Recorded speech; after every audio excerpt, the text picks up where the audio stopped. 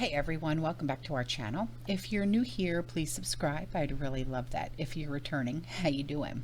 Okay, what we're going to be talking about today is the New World Order, and the nobility may be receiving more roadblocks for their plans than they had anticipated. The entire scam is based on the ignorance and complacence of the great mass of people in the Western-based economies.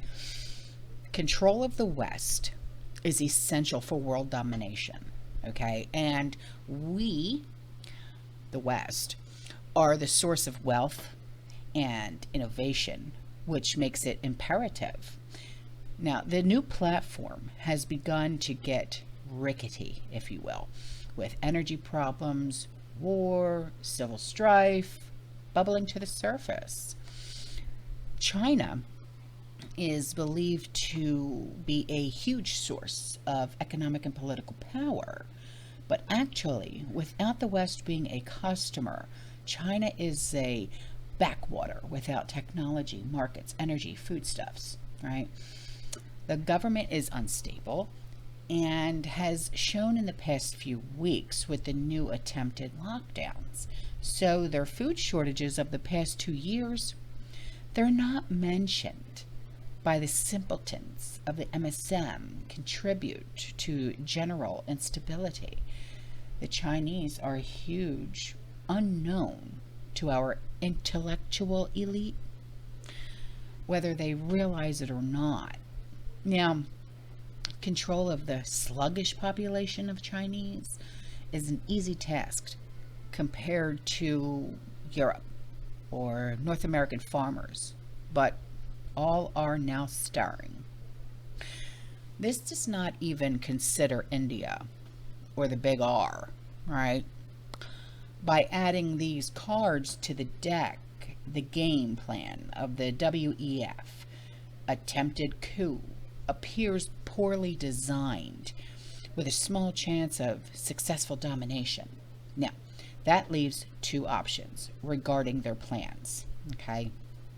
Either they rather sophomoric, or there is a plan simmering as yet unknown. I'm going with sophomoric. All international schemes have revolved around the U.S. for 100 years because of our ability to fund any kind of debauchery.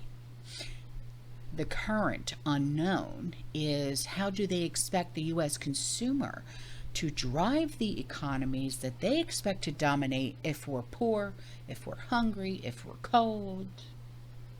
Europe has been used as test bed for this new system, as they are used to being dominated by a system of their betters.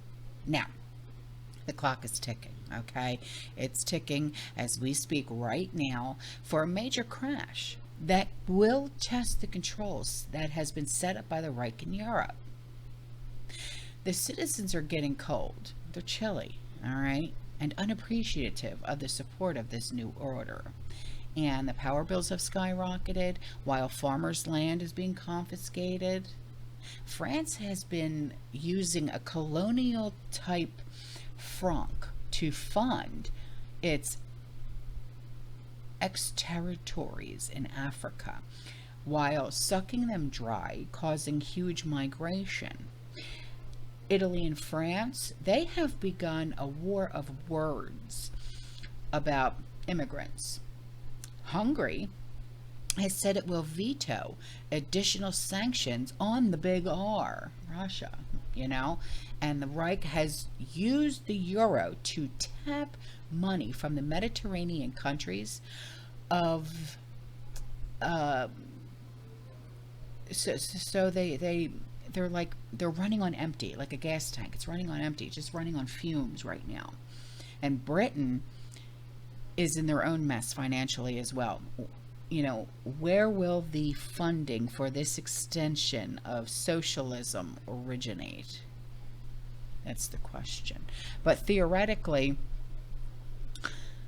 The last option would be expanding the Belt and Road System financed by China. I don't know if you ever heard of that. I spoke about that, oh my goodness gracious me, a long time ago. But unfortunately, China is experiencing tougher times than expected at home, and it is a road to nowhere, really.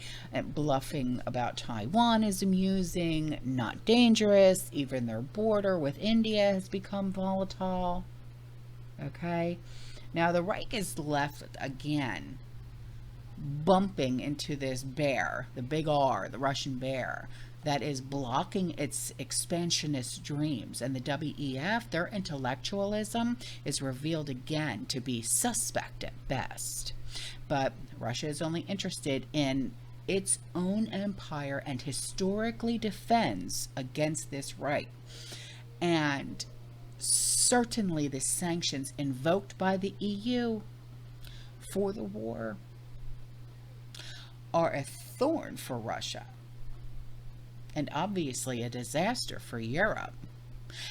Now, the traditional answer to world financial trauma is to have the USA make the payoffs through gold, or more recently, inflation, right? Today, there's little room for maneuver. I mean, it's literally like, claustrophobic in there, okay, in our finances.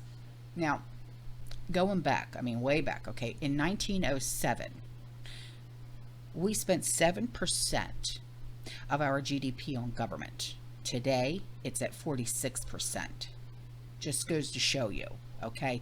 There is nothing left for banks to steal. That leaves one option for world stability, and that is, of course, our military.